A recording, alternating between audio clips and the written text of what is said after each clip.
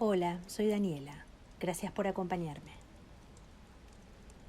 Joseph Thomas Sheridan Le Fanu fue un escritor irlandés de cuentos y novelas de misterio. Sus historias de fantasmas representan uno de los primeros ejemplos del género de terror en su forma moderna, en la cual no siempre triunfa la virtud ni se ofrece una explicación sencilla de los fenómenos sobrenaturales.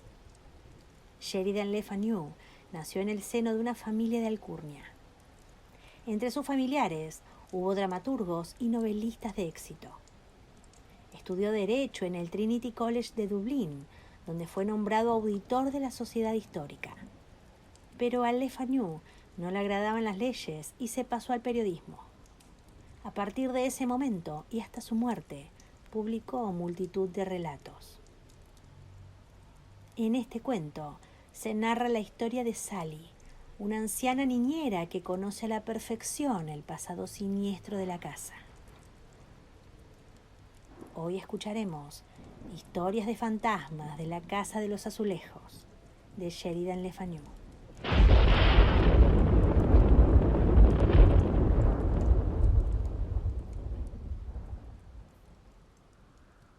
La vieja Sally siempre ayudaba a su joven ama cuando ésta se preparaba para ir a la cama. No es que Lilias necesitara ayuda, pues poseía las virtudes de la limpieza y solo molestaba a la anciana lo suficiente para que no se considerara inservible. A su manera, Sally hablaba por los codos y conocía toda suerte de cuentos antiguos, de aventuras y misterios que ayudaban a Lilias a dormirse placenteramente, pues sabía que no tenía nada que temer mientras viera a la vieja Sally sentada con su labor junto al fuego y oyera el ligero ruido que hacía su padre, el párroco, al subirse a la silla, como era su costumbre, para alcanzar los libros de la estantería.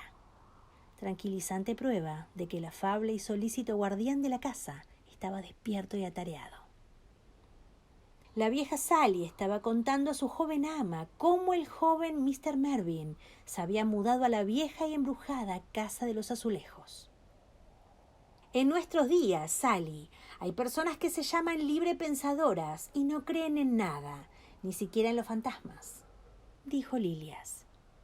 Pues le aseguro, Miss Lily, que la casa a la que se ha ido a vivir ahora lo curará rápidamente del libre pensamiento, si es cierto la mitad de lo que cuentan, contestó Sally. Bueno, yo no he dicho que Mr. Mervyn sea un libre pensador, pues no sé nada de él, pero si no lo es, debe de ser una persona muy valiente y muy buena. Sally, te confieso que yo sentiría muchísimo miedo si tuviera que dormir allí, dijo Lilias con un pequeño estremecimiento, mientras se representaba unos momentos la vieja mansión, con su singular aspecto maligno, amedrentador y furtivo, como si la vergüenza y la culpa la hubieran obligado a ocultarse entre los viejos y melancólicos olmos y las abundantes cicutas y ortigas. Y ahora que me encuentro a salvo en la cama, mi querida viejecita Sally atiza el fuego. Aunque era la primera semana de mayo, la noche era gélida. Y cuéntame otra vez lo que pasó en ese caserón, a ver si consigues asustarme de verdad. Así, la buena anciana Sally, que creía a pies juntillas en aquellas historias, arrancó a hablar en aquel terreno en el que tan bien se desenvolvía con amable cadencia, ora minorando el ritmo para describir una escena de horror especial, ora deteniéndose por completo. Es decir, suspendiendo su labor y mirando con misterioso sentimiento a su joven ama, que ya estaba acurrucada en su cama de columnas, ora finalmente bajando la voz en una especie de susurro narrativo cuando llegaba el momento crítico. Así le contó cómo, cuando los vecinos arrendaron el huerto que llegaba hasta las ventanas de la parte trasera de la casa, los perros que tenían entonces se pasaban toda la noche dando aullidos salvajes entre los árboles y arrastrándose junto a los muros de la casa, y cómo les daba tanta pena que les entraban ganas de abrir la puerta y dejarlos entrar, aunque poca necesidad había allí de perros, pues nadie, ni joven ni viejo, se atrevía a salir al huerto después de caer la noche. No, los dorados camuesos que asomaban entre las hojas iluminadas por los rayos del sol poniente y resultaban tan apetecibles a los escolares de Ballyfermot, seguían intactos cuando resplandecía el sol matutino, perfectamente protegidos por el misterio de la noche. Prevención que no se debía a ningún capricho. Cuando se hizo con el huerto, Mick Daly escogió como lugar para dormir el desván encima de la cocina y juró que a las 5 o 6 semanas de estar durmiendo allí había visto por 2 veces la misma escena, que no era otra que una dama vestida con capucha, la cabeza inclinada y un dedo en los labios, caminando en silencio por entre los retorcidos troncos con un niño pequeño de la mano que iba sonriendo y brincando a su lado. Y la viuda Creswell se encontró con ellos a la caída de la noche en la vereda del huerto y no supo de qué se trataba hasta que vio a los hombres intercambiarse miradas inteligentes mientras ella contaba la historia. «A mí me contó aquello varias veces», dijo la vieja Sally.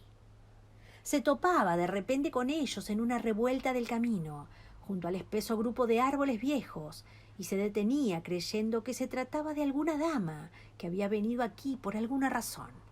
Pero los forasteros pasaban raudos como la sombra de una nube, aunque la mujer parecía caminar despacio y el niño no dejaba de tirarle de la mano, y no repararon en ella, ni siquiera levantaron la cabeza cuando lo saludó». «¿Y no se acuerda del viejo Clinton, Miss Lily?» «Creo que sí. ¿No era el viejo que cojeaba y llevaba una extraña peluca negra?» «Sí, eso es. Caramba, qué bien se acuerda.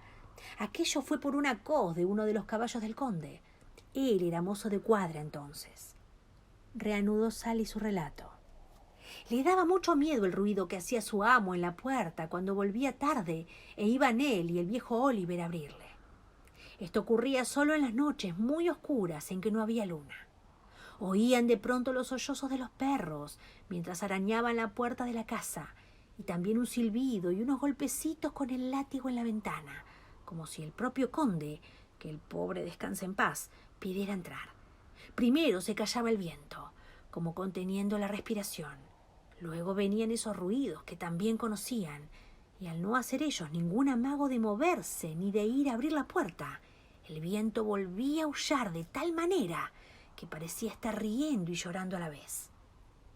Aquí la vieja Sally reanudó sus labores de punto, que había suspendido durante unos momentos, como si estuviera escuchando el viento en el cuarto embrujado de la casa de los azulejos, y luego prosiguió con su narración. «La misma noche que le sobrevino la muerte en Londres, Oliver, el viejo mayordomo, estaba oyendo leer a Clinton, que era muy leído, la carta que le habían mandado aquel mismo día, en la que le comunicaban que preparara sus cosas, pues sus problemas se habían resuelto ya prácticamente y que esperaba estar de nuevo con ellos en el plazo de unos días, y a lo mejor al mismo tiempo que la carta. Y mientras estaba leyendo, se oyó un espantoso golpeteo en la ventana, como si alguien estuviera tratando de abrirla, y la voz del conde, como ambos imaginaron, grita desde el otro lado de la ventana: «¡Dejadme entrar! ¡Dejadme entrar! ¡Dejadme entrar! ¡Es él!», dice el mayordomo.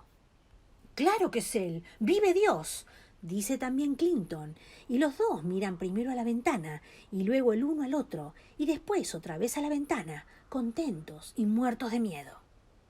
El viejo Oliver tenía reuma en una rodilla y encima estaba cojo, así que Clinton se dirige a la puerta de la casa y grita: «¿Quién es?», pero no se oye ninguna respuesta.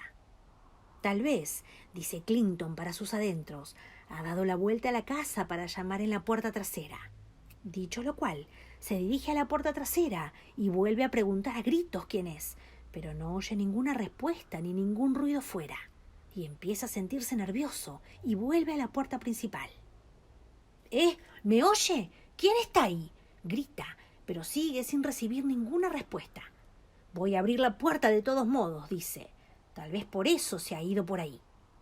Pues conocían bien sus problemas y quiere entrar sin ruido, pero no dejaba de rezar, pues algo le decía que no era eso. Y entonces corre la tranca y abre la puerta, pero no ve allí ni hombre, ni mujer, ni niño, ni caballo, ni forma viviente alguna. Solo nota algo que se cuela subrepticiamente entre sus piernas. A lo mejor ha sido un perro o algo parecido. No está seguro, pues solo lo ha visto un instante con el rabillo del ojo y ha entrado como si viviera en la casa. No ha podido ver hacia dónde ha ido, si hacia arriba o hacia abajo, pero a partir de entonces nadie vivirá tranquilo en la casa. Y Clinton cierra la puerta y se echa a temblar de miedo y vuelve con Oliver, el mayordomo, que parece más blanco que la hoja blanca de la carta de su amo, que está temblando entre su índice y pulgar. ¿Qué es? ¿Qué es? Pregunta el mayordomo, esgrimiendo la muleta a modo de arma, mirando fijamente a Clinton, que se había vuelto casi tan pálido como él. El amo está muerto, dice Clinton suspirando, y bien muerto que estaba. Después del susto que se había llevado con lo que había visto en el huerto, al enterarse Ginny Creswell de lo que había ocurrido, podéis estar segura de que no se quedó allí más tiempo que lo imprescindible, y empezó a prestar atención a cosas en las que no había reparado antes, como por ejemplo, cuando iba al gran dormitorio del señor, que estaba encima del vestíbulo. Siempre que entraba por una puerta, la otra se cerraba rápidamente, como si alguien quisiera impedirle que saliera. Pero lo que más le asustaba era que a veces encontraba una marca larga y derecha desde la cabeza hasta los pies de su cama, como si le hubiera hecho alguna cosa pesada que había reposado allí, y que el lugar solía estar caliente, como si hubiera salido de la habitación justo al entrar ella.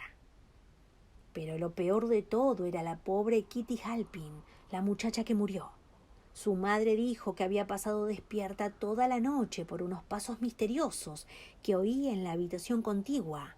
Alguien que tropezaba con cajas, abría cajones y hablaba y suspiraba sin parar. La pobre, deseando dormirse y preguntándose quién podría ser, cuando de pronto entra un hombre apuesto con una especie de holgado claqué de seda y sin peluca, solo un gorro de terciopelo, y se va hacia la ventana, tranquilo, y ella se da una vuelta en la cama para que sepa que hay alguien allí, pensando que así se marchará, pero en vez de marcharse se acerca a la cama y con una mirada torva le dice algo, pero sus palabras son espesas y raras, como las de un muñeco que intenta hablar. Ella se asusta y dice: «Perdone, su señoría, pero no le oigo bien».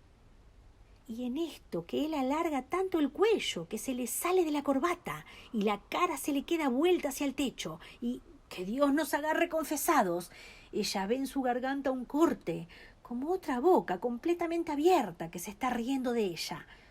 Y ya no vio nada más, sino que cayó desmayada.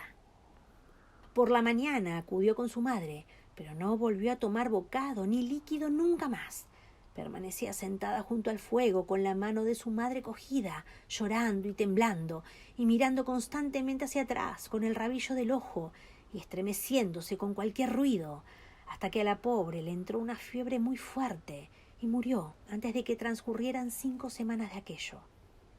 Y así, historia tras historia, la narración de la vieja Sally fluía como un río, mientras Lilias caía en un sueño profundo, y luego la narradora salía sigilosamente en dirección de su aseada alcoba y de sus inocentes sueños. Estoy seguro de que la joven se creía todo cuanto Sally le contaba, pero aquello no valía más que lo que suele valer semejante cháchara, prodigios, fábulas, los que nuestros antepasados llamaban cuentos de invierno, que va aumentando con las nuevas aportaciones que hace cada nuevo narrador. Sin embargo, aquella casa no estaba embrujada por meros rumores de la gente. Bajo las cenizas de aquellos relatos se escondía un pequeño rescoldo de verdad, un misterio para cuya solución tal vez alguno de mis lectores pueda aportar una teoría personal, aunque yo confieso no tener ninguna. Miss Rebecca Chatsworth, en una carta fechada a finales de otoño de 1753, hace una minuciosa y curiosa relación de cosas extrañas ocurridas en la casa de los Azulejos, las cuales he escuchado con especial interés y relata con suma minuciosidad. Yo quería reproducir aquí toda la carta, que es realmente curiosa, pero mi editor se negó a ello, y creo que con razón. La carta de esta vieja dama tal vez resulte demasiado larga, por lo que voy a ofrecer aquí solo algunos extractos de la misma.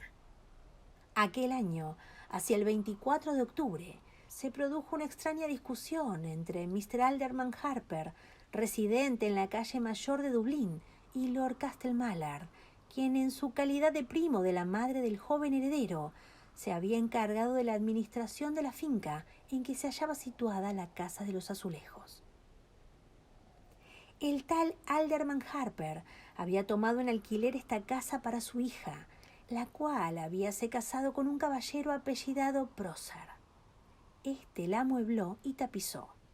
El matrimonio llegó allí a mediados de junio y ésta, después de ver cómo su numerosa servidumbre la iba abandonando paulatinamente, dijo que no podía seguir viviendo en aquella casa, y su padre fue entonces a ver a Lord Castlemallard y le dijo sencillamente que no suscribía el contrato de arriendo, porque en aquella casa ocurrían unas cosas extrañas y misteriosas que no podía explicar.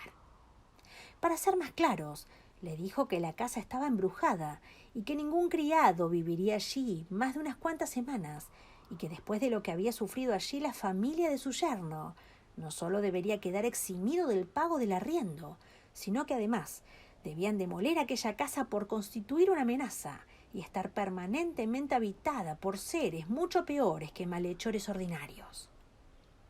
Lord Castlemallard presentó una denuncia para obligar al señor concejal Harper a cumplir lo pactado y abonar las mensualidades del arriendo.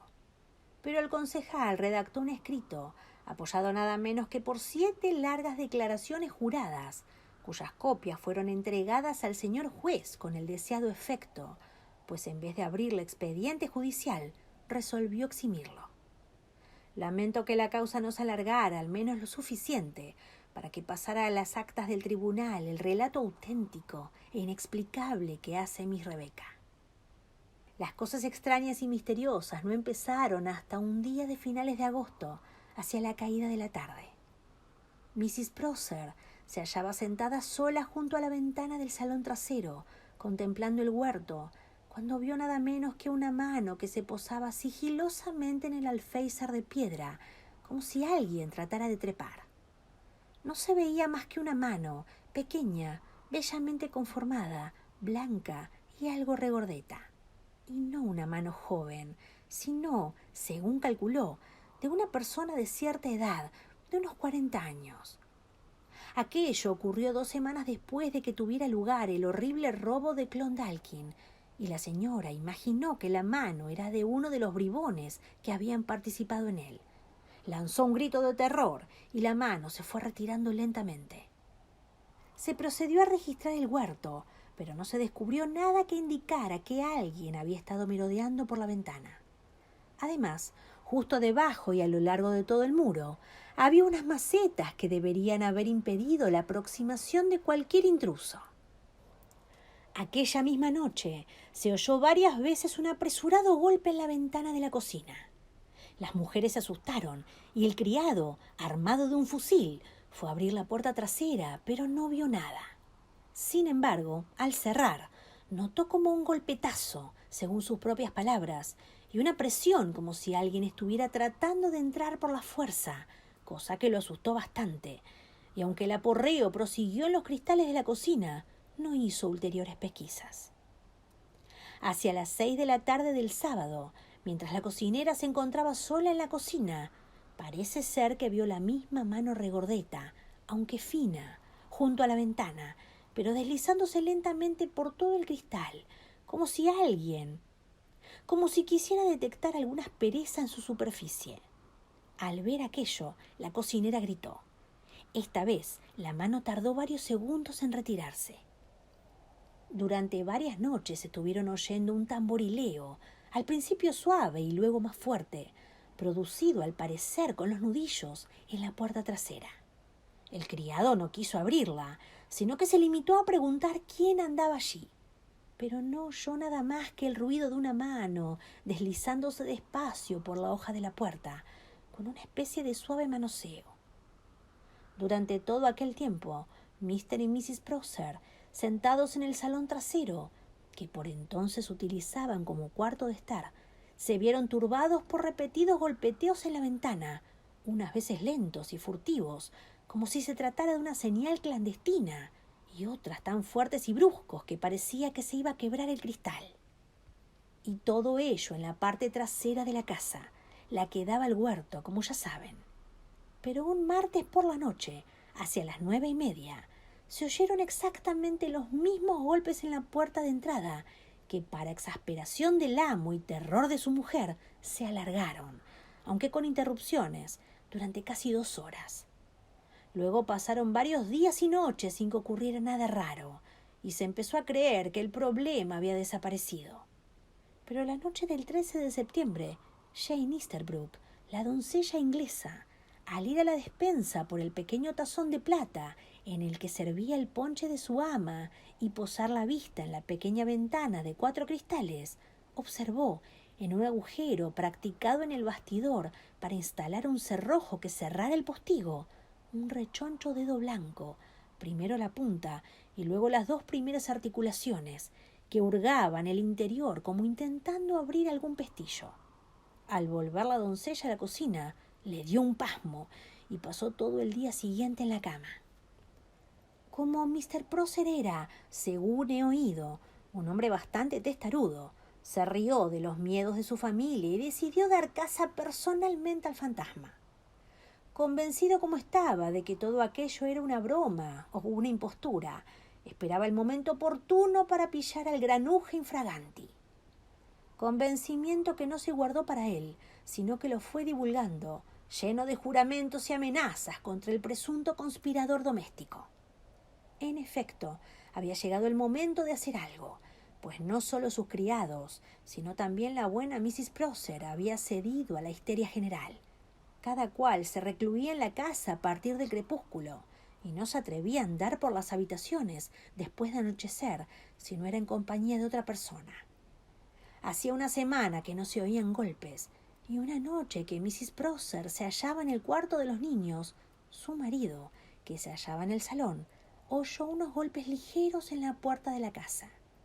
No había viento, lo que permitía que se oyeran con total claridad. Era la primera vez que se oía llamar de esta manera en esa parte de la casa, y la manera de llamar también era distinta. Dejando abierta la puerta del salón, Mr. Prosser se dirigió a la puerta.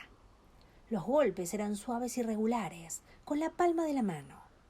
Pero cuando iba a abrir, cambió repentinamente de parecer y retrocedió en dirección de la cabecera de las escaleras de la cocina, donde había un armario metálico junto a la despensa, en el que guardaba sus armas de fuego, espadas y cachiporras.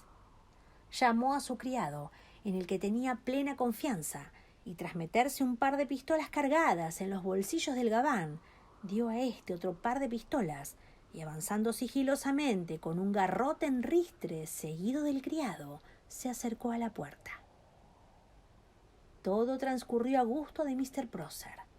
El importunador, lejos de asustarse de su proximidad, se impacientó más aún y cambió su golpeteo suave del principio por una serie de porrazos enfáticos y estertóreos.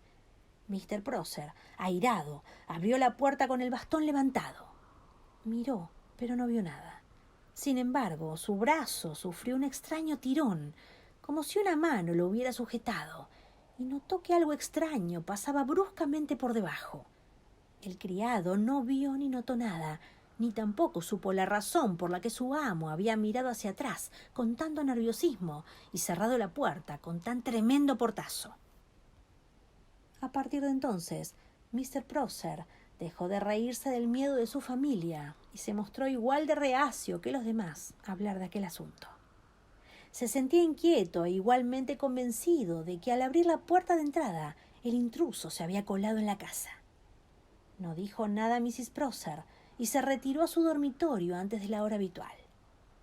Permaneció despierto un buen rato y, según supuso, hacia las 12:15 de la noche, oyó cómo la palma de una mano golpeaba primero suavemente la puerta de su dormitorio y luego se deslizaba despacio por toda la hoja.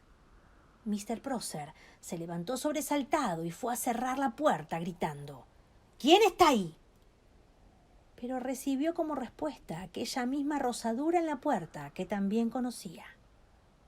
Por la mañana, La mujer de la limpieza se quedó horrorizada al ver la huella de una mano en el polvo de la mesa del saloncito, donde habían estado desempaquetando azulejos y otros objetos el día anterior.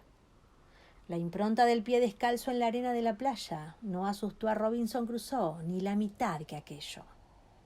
Por entonces, todos los moradores de aquella casa estaban muy nerviosos por lo de la mano y algunos medio locos. Mr. Prosser fue a examinar la marca sin darle mayor importancia. Pero como juró después, más para tranquilizar a sus criados que por convencimiento personal.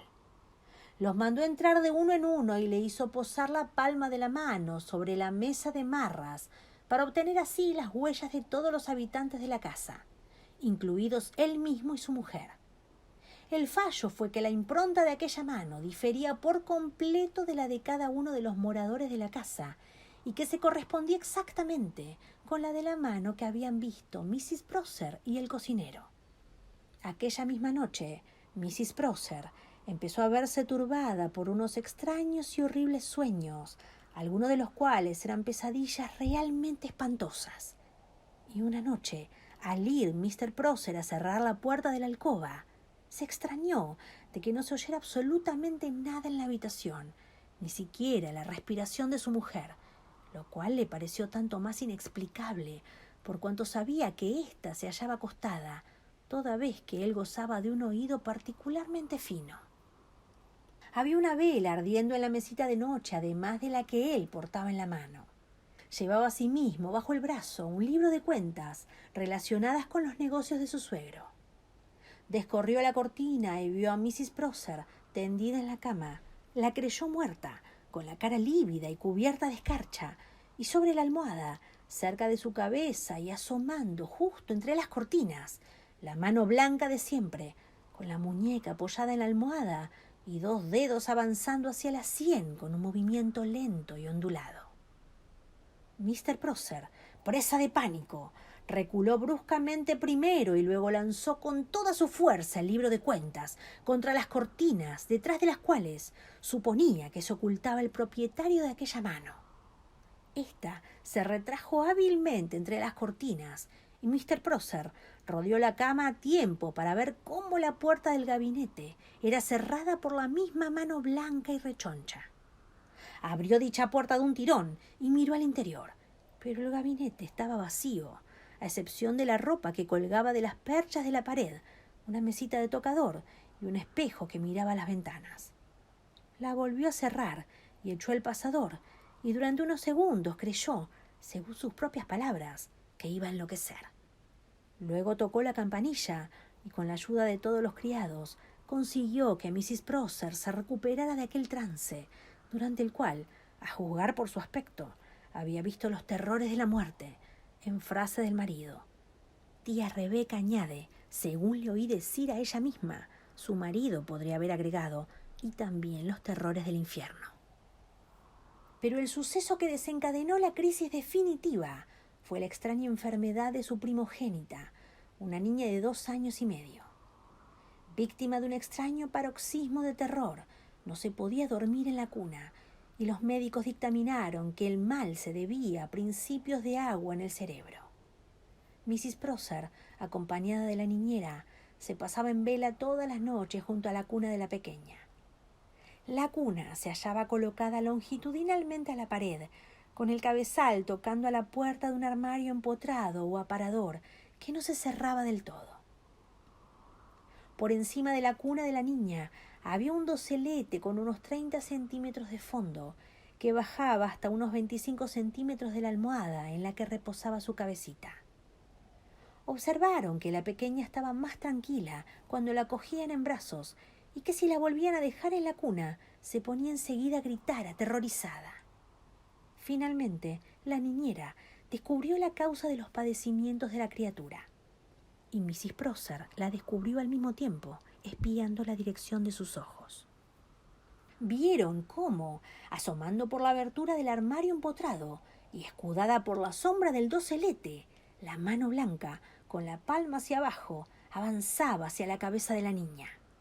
La madre profirió un grito y sacó inmediatamente a la criatura de la cuna, y entre ella y la niñera la bajaron al dormitorio de los señores, donde Mr. Prosser se hallaba durmiendo, y cerraron la puerta al entrar. Pero a los pocos segundos oyeron un suave golpeteo en la puerta. Hubo muchas más cosas, pero baste con esto. La singularidad de esta historia me parece a mí que estriba en que describe el fantasma de una mano y nada más. La persona a la que perteneciera dicha mano no apareció nunca, y no es que se tratara de una mano separada de su cuerpo, sino simplemente de una mano que se manifestaba de tal manera que su propietario conseguía siempre, por alguna hábil artimaña, sustraerse a la vista. En el año 1819, mientras desayunaba en el colegio universitario, tuve ocasión de conocer a Mr. Prosser, un anciano delgado y grave, aunque bastante locuaz, el cual nos contó a todos de manera muy concisa la historia de su primo, James Prosser. Este, siendo niño, había dormido durante cierto tiempo en el que, según su madre, era el cuarto embrujado de un caserón cerca de Chapelizod, y a lo largo de toda su vida, siempre que se sentía enfermo, agotado por el trabajo o con algún tipo de fiebre, se había visto atormentado por la visión de cierto caballero regordete y pálido, que tenía una peluca de muchos bucles, un traje de encaje lleno de botones y pliegues, y un rostro sensual, malicioso y desagradable, plagado de arrugas, visión que se había quedado grabada en su memoria con la misma fuerza que el atuendo y las facciones del retrato de su padre, que tenía delante todos los días a la hora de desayunar, comer y cenar. Mr. Prosser citó aquello como un caso especial de pesadilla monótona, individualizada y persistente, y destacó el horror y la angustia tan terribles con que su primo, de quien hablaba en pasado como el pobre Jemmy, se veía constantemente constreñido a mencionarla. Espero que el lector me perdone por haberme alargado tanto con la historia de la Casa de los Azulejos, pero este ancestral relato popular siempre ha tenido un encanto especial para mí. Y ya saben, a la gente en general, y especialmente a la de cierta edad, le gusta hablar y hablar de lo que más le interesa, olvidando a menudo que los demás podrían aburrirse.